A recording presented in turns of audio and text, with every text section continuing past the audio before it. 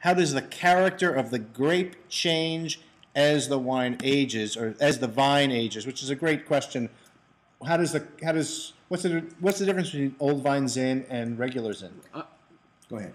Fight it out. No, you both know. I mean, you know, a vine is kind of like a person. You know, when you're young and dumb, you run around and do all kinds of stupid things, and when you get older, you're a little wiser and a little more a little grumpy, a little more self-regulating. No, they are self-regulating. Just like he said, if you're 50 years old, you know how much fruit you can ripen. You've been doing it every year for the last 50 years. You don't throw out all these giant kings because you know that's a waste of time. You know you can make it through a heat spell. You know you can do this and that. So they're just more regulated. When you say you like balanced wines, the old vines are a more balanced commodity. I would agree. And here's an interesting thing. Let's talk a little bit. This is a 10. Let's talk about 2010, 2011 vintages, that the most recent vintages that people are likely to encounter at retail. Tell us a little bit about the character of the two vintages. You know, both Tim and I make wines from two different regions, and I grow grapes in another region as well. And 10 was both 10 and 11 were beautiful years for Lodi for the most part.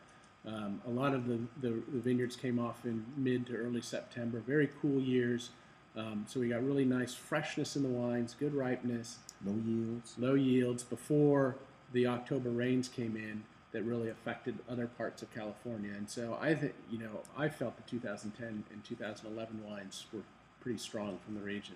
Yeah, from all of the years that I've been making wine, that goes back about 20 years, it's easily the best vintage. Maybe not for California, because I have a lot of friends in other areas that were complaining. But for us, I'll take those 2 years, any year. Complaining, there's a lot of complaining. The wines, to me, seem to, maybe it's, I spoke before about maybe the wine, asking if the winemaking is changing a little bit, but those two vintages seem to me to be more elegant, more balanced.